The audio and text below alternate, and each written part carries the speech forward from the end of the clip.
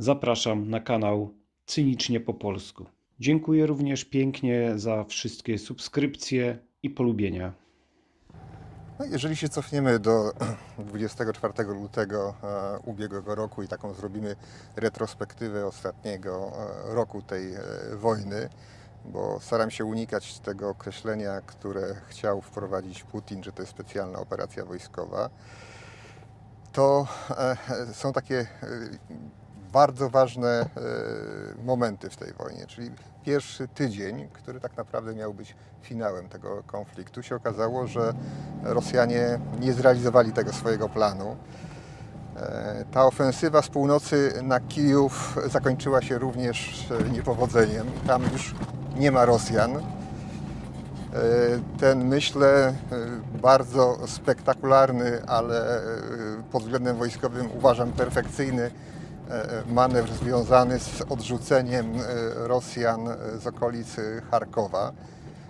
Kolejny taki trzeci, a raczej czwarty element, na który chciałbym zwrócić uwagę, to obwód chersoński i sytuacja, kiedy Rosjanie wycofują się z tak naprawdę zachodniego brzegu Dniepru, oddając ten teren.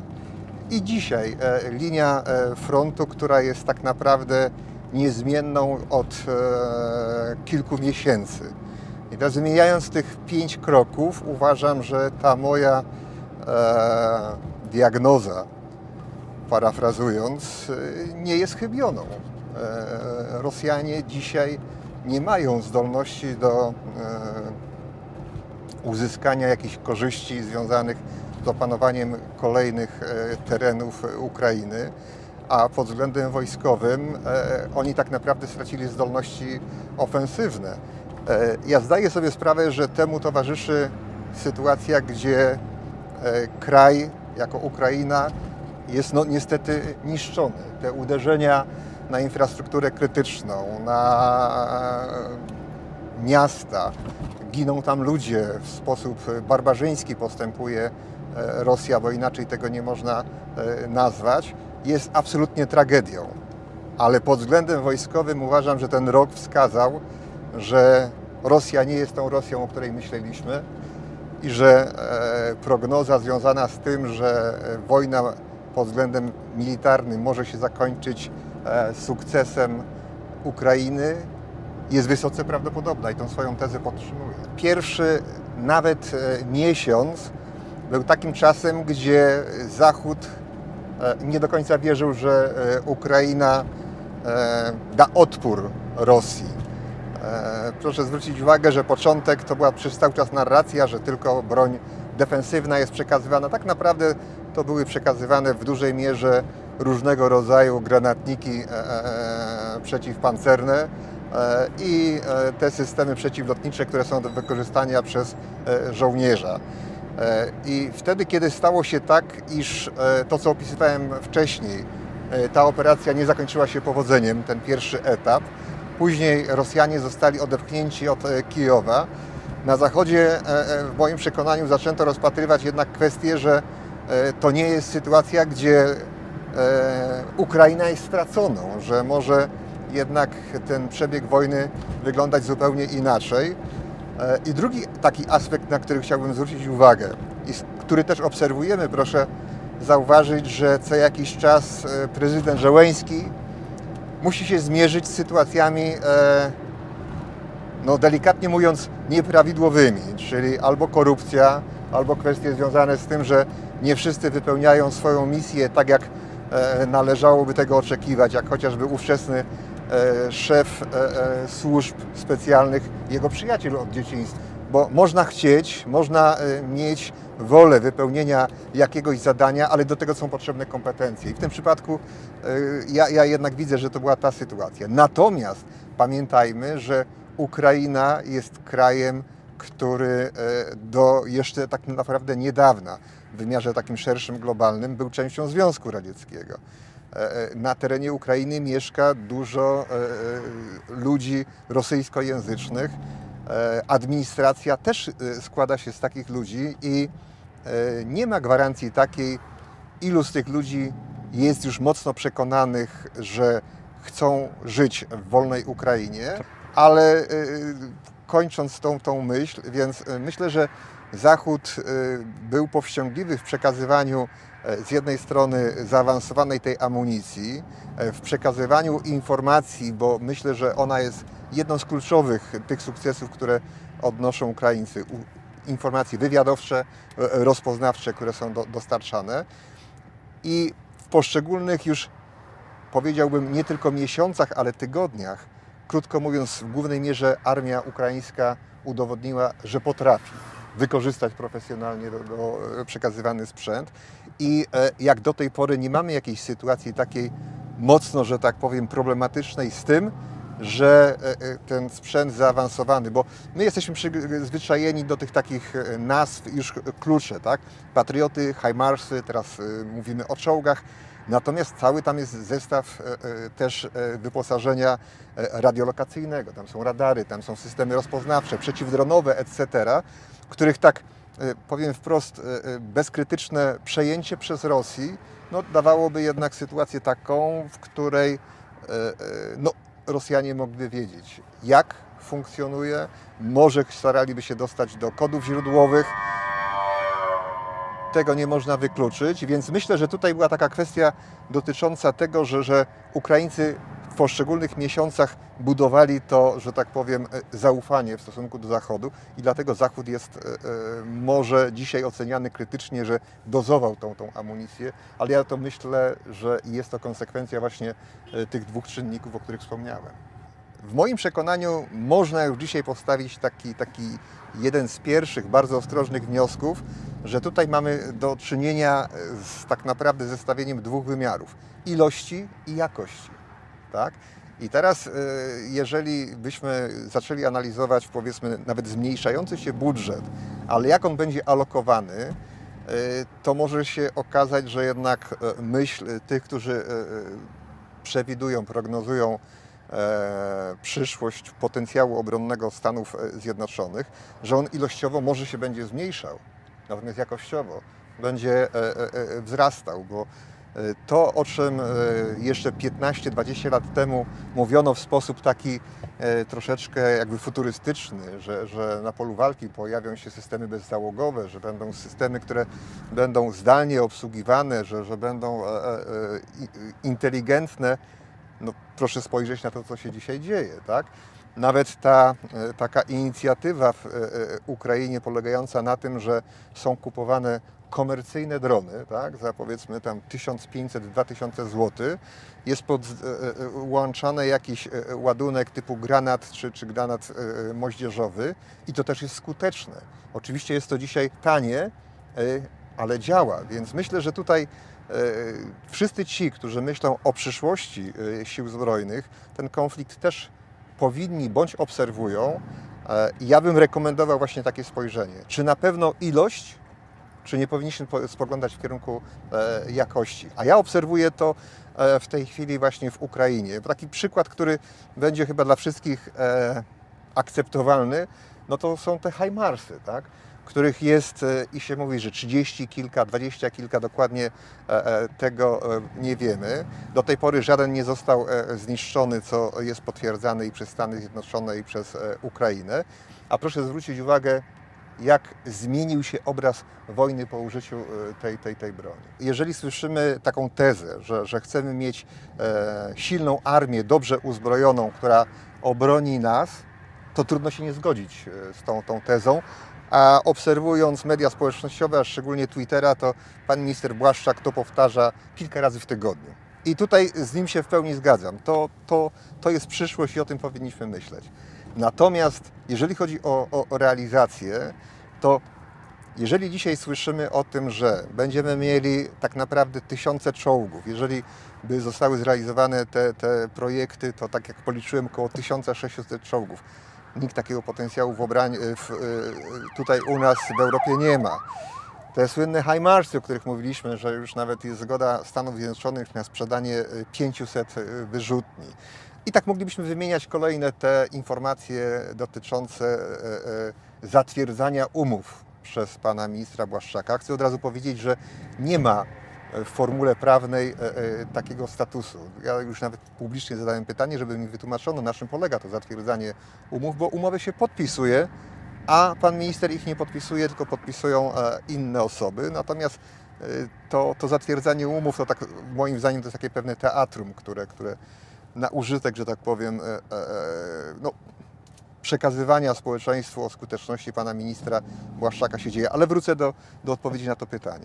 I teraz, jeżeli będziemy mieli te tysiące sprzętu wojskowego i towarzyszącego w wojskach lądowych, a nie będziemy mogli tego sprzętu ochronić, co mam na uwadze, proszę zwrócić uwagę, co jest dzisiaj największym zagrożeniem podczas tego konfliktu w Ukrainie.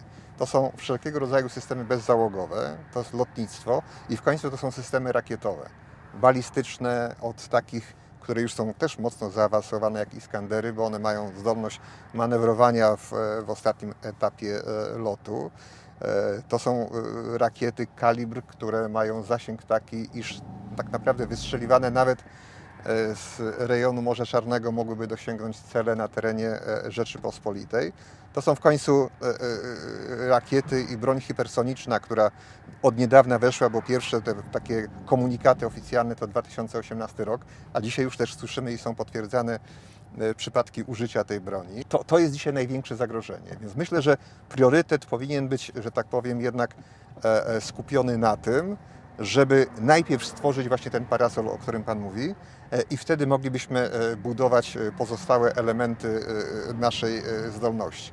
Oczywiście od razu potencjalny adawersarz może powiedzieć, no ale Panie Generale, przecież mamy projekt Wisła, tak, mamy Narew, mamy Pilicę i to wszystko się zgadza. Tylko też od razu chcę powiedzieć, że to nie są programy autorskie pana ministra Błaszczaka, bo to jest kontynuacja tego, co było już przed 2015 rokiem zainicjowane, a co niestety pan minister Macierewicz bardzo skutecznie na przełomie 2016-2018 zablokował. To zostało wszystko zawieszone, co było w trakcie z jednej strony już zakupów, tak jak słynne śmigłowce wielozadaniowe, czy rozmów, które były prowadzone z partnerami. I w trakcie tych rozmów na przykład negocjowaliśmy z Amerykanami zakup 8 baterii Patriotów przed rokiem 2016, 2014-15. Dzisiaj kupujemy tylko 2 baterie. Ta pierwsza ma osiągnąć gotowość dopiero na przełomie 2023-2024. O drugiej na razie się nic nie mówi. Poprad i Pilica są w etapach dopiero tak naprawdę rozwojowych. Mówi się o tym tak zwanej tym małej Pilicy, ale tego tak naprawdę jeszcze nie ma. O wojnie nie można myśleć w kategoriach następnego roku, następnych 5 lat, tylko trzeba myśleć w kategoriach dekad do przodu. I proszę zwrócić uwagę, że gdybyśmy się cofnęli 20 lat do tyłu, jeszcze przed rokiem 2014, Putin był politykiem, który był partnerem w rozmowach tak naprawdę ze wszystkimi. Ja też jeszcze uważałem nie tak dawno, do czego się publicznie przyznaję, że należy przestrzegać zasad i reguł ustalonych w wymiarze międzynarodowym. Myślę tutaj o porozumieniach paryskich, które regulowały kwestie między Rosją a NATO, gdzie tam był taki zapis dotyczący nieinstalowania stałej infrastruktury przy granicy z Rosją. No trudno mówić o stałej infrastrukturze, bo redzikowo, no to powiedzmy jest ten znak zapytania, tak? Wiemy dokładnie, jak sytuacja wygląda.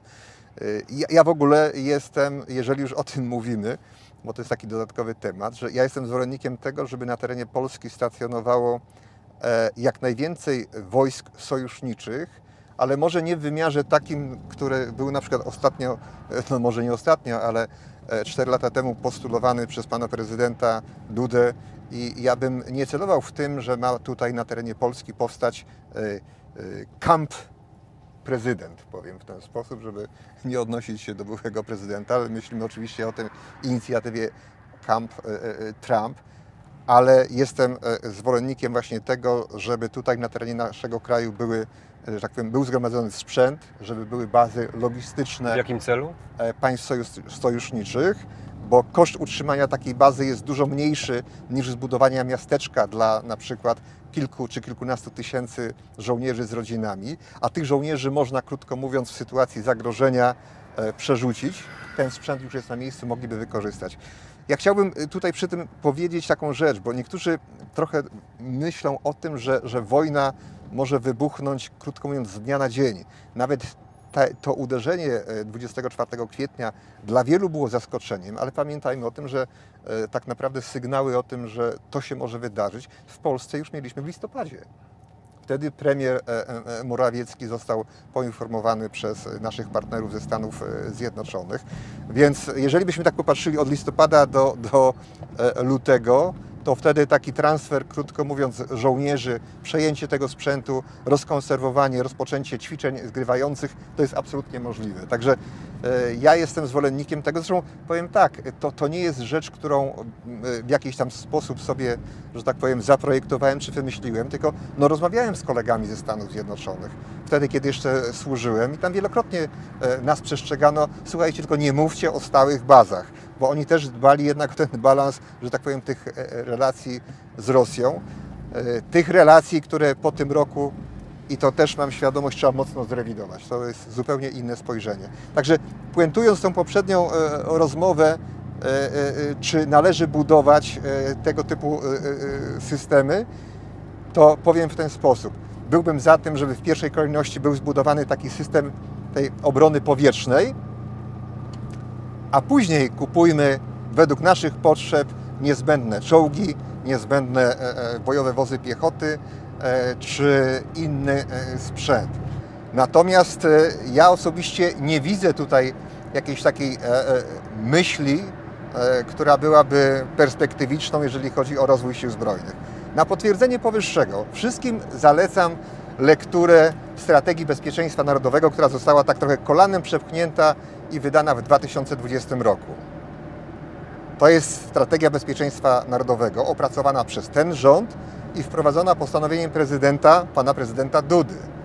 I ile w tej strategii znajduje się, że tak powiem, odniesień do tego, co dzisiaj jest realizowane. Myślę, że tutaj jednak jest sytuacja taka, w której nie są to decyzje, które są poparte takim przemyśleniem perspektywicznym, tylko to jest raczej takie działanie reaktywne, czyli nagle chcemy pokazać społeczeństwu, że jesteśmy skuteczni, że potrafimy zrealizować to, czego nie zrealizowali poprzednicy, co zresztą podkreśla pan minister Błaszczak wielokrotnie. Dla mnie to jest taki brak właśnie takiego logicznego jakiegoś rozwijania tych zdolności, które są projektowane przez pana ministra Błaszczaka. Bo jeżeli mamy czołgi Leopard, które padły ofiarą tej takiej nagonki antyniemieckiej, powiem wprost, fobii pana prezesa Kaczyńskiego, więc wszystko, co niemieckie, jest złe, zdecydowano się na zakup czołgów amerykańskich. Znaczy, dla mnie jest to trudne do zaakceptowania, ale okej.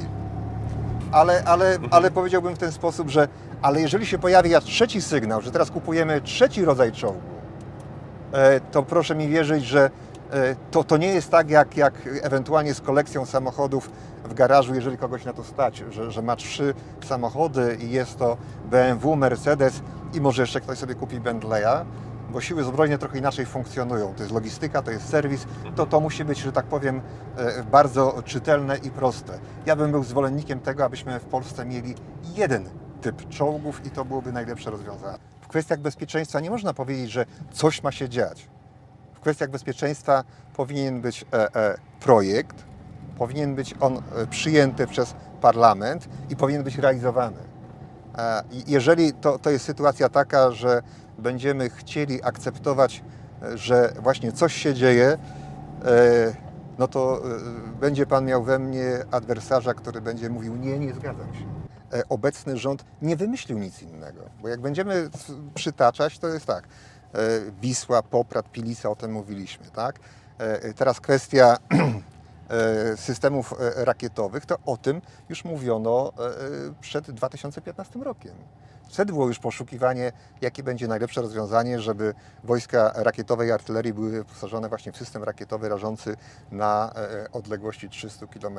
I tak mógłbym wskazywać przez poszczególne, że tak powiem, programy operacyjne, które nomen omen obowiązują jeszcze do dzisiaj, bo nikt ich nie zanegował, natomiast ich realizacja jest taka, jak w tej chwili poddaje pod wątpliwość. Także tutaj nie dostrzegam jakiejś takiej kreatywności ze strony obecnego kierownictwa resortu obrony narodowej, bo negują poprzedników, ale tak naprawdę realizują te projekty tylko w inny sposób, według własnej takiej myśli. I teraz muszę, żeby być sprawiedliwym, to minister Błaszczak też przełamał pewną taką formułę niemocy, która jednak towarzyszyła poprzedniej ekipie rządzącej, w sensie tym, że on jednak jest gotowy podjąć, że tak powiem, decyzję, czy wydać polecenie, jednak realizujemy i kupujemy. I to jest na plus. To jak dyskutuję ze swoimi kolegami, to dostrzegamy to powiedzmy w zdolności decyzyjnej pana ministra Błaszczaka. Tylko powiedziałbym tak, na litość boską, ale rób to, chłopie, planowo i w taki sposób, żeby rósł potencjał obronny państwa, a nie tylko, żebyśmy posiadali kolejne egzemplarze uzbrojenia. Po drugiej stronie może znaleźć się umowny Napoleon, może to być Aleksander Wielki, który złamie dotychczasowe jakieś takie wyobrażenie. Nie bez kozery się mówi o sztuce operacyjnej, tak, która jest trudno do zmierzenia. Co jest dobre, co jest złe, bo ten zmysł dowódców, ja często odsyłam adwersarzy do gry w szachy, które mogą nas mocno zaskoczyć, mimo że znamy zasady, znamy reguły, etc. Ale tutaj myślę, że u nas jest kwestia jeszcze jedna niezwykle istotna, o której mówimy, ale też nie zawsze ją może doceniamy. Po to jesteśmy członkiem Sojuszu Północnoatlantyckiego i zdecydowaliśmy się na to, żeby być częścią tego elitarnego klubu, że to nasze bezpieczeństwo jest funkcją nie tylko własnych zdolności i kompetencji i potencjału, ale również członkostwa w Sojuszu Północnoatlantyckim. W moim przekonaniu nie ma potrzeby na przykład zabiegania o to, żebyśmy byli posiadaczami broni nuklearnej. Dzisiaj nie jesteśmy w stanie na przykład posiadać zupełnie autonomicznej na przykład floty tankowców powietrznych, chociaż ubolewam, że Macierewicz wyłączył nas z programu unijnego MRTT, bo dzisiaj posiadając nawet takie samoloty, które będziemy mieli F-35 czy obecne F-16, to gdybyśmy mieli taką zdolność tankowania tych samolotów w powietrzu, czyli operacje lądowania i startu moglibyśmy zminimalizować, a te samoloty mogłyby być bardziej aktywne, jeżeli chodzi o funkcjonowanie tej przestrzeni, że tak powiem, w przestrzeni powietrznej. I niech to będzie odpowiedź na to pytanie, czyli krótko mówiąc, zdolności należy budować też kolektywne. I jeżeli będziemy krajem, który z jednej strony jest taki bardzo, może nie kraj, ale obecna ekipa rządząca jest taka bardzo proamerykańska tylko, natomiast w międzyczasie staramy się obrazić Francuzów, negatywnie wypowiadamy się na temat Niemców, którzy tak nomen omen są naszym najważniejszym partnerem gospodarczym w Europie. To jest nasz sąsiad. Jeżeli do końca nie mamy, że tak powiem, takich dobrych relacji nawet z najbliższymi sąsiadami, bądźmy szczerzy, myślę tutaj o Litwinach i o kwestiach takich nie tych militarnych, tylko relacji państwo w stosunku do państwa, to trudno jest, krótko mówiąc, zbudować właśnie tą taką kolektywną obronę. Dlatego, jeżeli ja bym komuś miał rekomendować, to zmieńmy narrację na koncyliacyjną, zmieńmy, że tak powiem, ten sposób komunikowania się z najbliższym i dalszym otoczeniem i wtedy na pewno będziemy tą świadomość naszego bezpieczeństwa mogli podnosić na coraz wyższy poziom. Dobre relacje to jest według mnie podstawa naszego bezpieczeństwa. Relacje oczywiście międzynarodowe, te, które wynikają z sojuszu, ale ewentualnych koalicji, których moglibyśmy być uczestnikami, nie tylko w Europie, ale również poza Europą. Jeżeli kraj zostanie pozbawiony, krótko mówiąc, źródeł energii, czyli wszelkiego rodzaju elektrownie, czy one są te jeszcze klasyczne, czy w przyszłości ta, która była wybudowana jądrowa, one absolutnie powinny być chronione. Nasza kwestia, krótko mówiąc, wybrzeża i portów, które są naszym oknem na świat, gdzie możemy eksportować bądź możemy przyjmować różnego rodzaju dobra, towary, to musi być chronione. Zakłady, które są produkujące żywność, które zabezpieczają funkcjonowanie kraju, zakłady chemiczne na przykład. I mógłbym jeszcze wymieniać kilka tychże.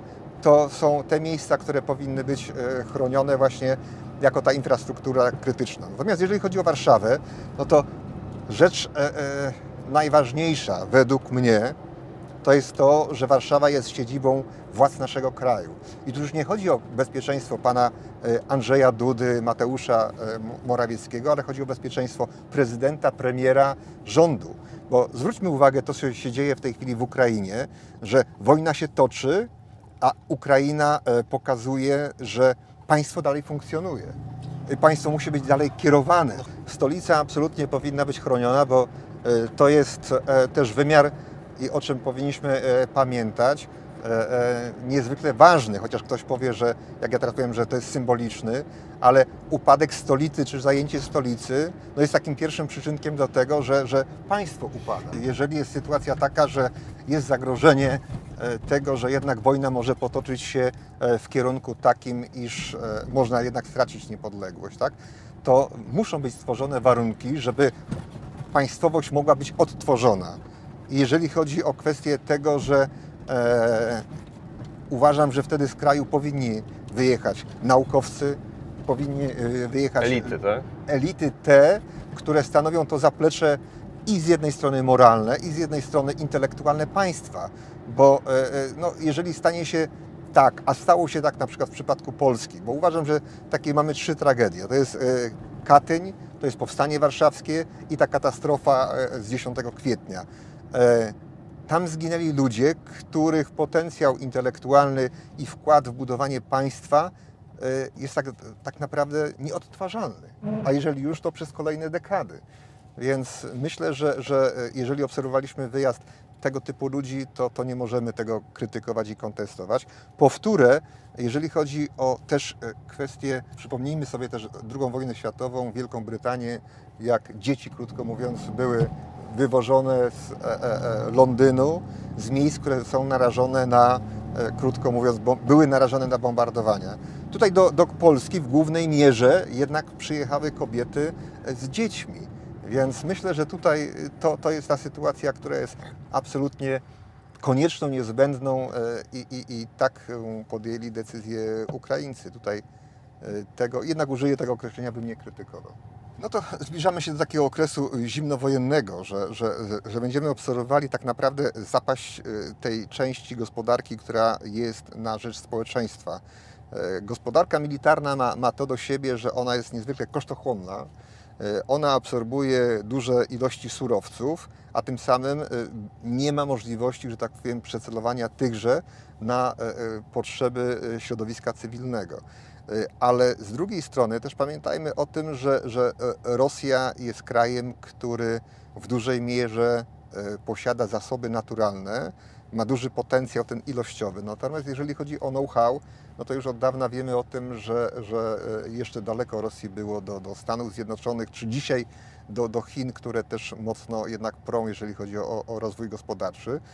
I to może być tylko i wyłącznie sytuacja taka, mówiąc w tej chwili o Rosji, która doprowadzi do zapaści gospodarczej. Jestem nawet przekonany, że w dużej mierze nie da się później społeczeństwa nakarmić amunicją, szkół wyposażyć. Jeżeli teraz spojrzymy na konflikt ten, który obserwujemy, to dzisiaj już jesteśmy zgodni co do tego, że po pierwsze Putin nie do końca posiadał informacje, czy nie chciał, czy nie był wyposażony w wiedzę na temat faktycznych możliwości i potencjału Ukrainy. Putin przeliczył się, więc nie miał dobrego rozeznania, jak zachowa się i zareaguje Zachód. Dlaczego o tym mówię? Bo myślę, że Rosja jako państwo tak naprawdę autokratyczne, gdzie ten lider, przywódca, w tym przypadku Putin, chyba doprowadził do sytuacji takiej, że jemu są dostarczane tylko informacje pozytywne, bo ci, którzy współpracują z nim, nie wiedzą, jaka będzie reakcja, kiedy zostaną przekazane realne informacje i zostanie wskazane nawet rekomendacja, że panie prezydencie, pan się myli. Doprowadziło to do tego, że dzisiaj Rosja kierowana przez Putina, który oczywiście w społeczeństwie rosyjskim jeszcze jest duża część, która widzi w nim wodza, przywódcę, ojca narodu, to nie jest człowiek, który poprowadzi Rosję w kierunku takim pozytywnym rozwoju i to jest chyba tragedia narodu ukraińskiego, chociaż nad tym się dzisiaj bardziej bym nie rozczulał, bo obserwujemy tragedię sąsiadów Rosji, czyli Ukrainy i na tym powinniśmy się skupiać. Nie zaakceptował mojej osoby ówczesny minister obrony pan Macierewicz, a prezydent Duda, mimo że przedstawiłem mu swoje racje, też nie dostrzegł w nich potrzeby czy wartości dodanych. I może tym się różnią ci, którzy wiedzą, na czym polega kwestia budowania potencjału wojska. Oczywiście ta ocena Przemka jest dla mnie takim swojego rodzaju, że tak powiem, wyróżnieniem i sobie cenię ocenę, muszę powiedzieć wprost, podoficera Wojska Polskiego, a to, że minister, premier czy prezydent nie dostrzegają tego, może to będzie nieskromne, ale szkoda. Natomiast chcę powiedzieć, że oficerów, którzy mają podobne spojrzenie do mojego, naprawdę jest wielu i szkoda, że ten potencjał nie jest przez obecnie rządzących wykorzystywany. Znaczy, ja to bym zamknął takim jednym zdaniem, które może kogoś zaboli, ale dzisiaj jedną z takich cech czy przymiotów, które są powszechne w wojsku, to jest ingracjacja. Te zachowania wojskowych w stosunku do polityków, zabieganie o ich względy, to chyba jest ten rak, który dzisiaj toczy armię. Chyba jeszcze jest czas, że można tutaj dokonać takich działań, że tak powiem, farmakologicznych i można tą sytuację uzdrowić. Natomiast jeżeli to będzie trwało dłużej, to perspektywa kondycji naszej armii nie jest perspektywą pozytywną.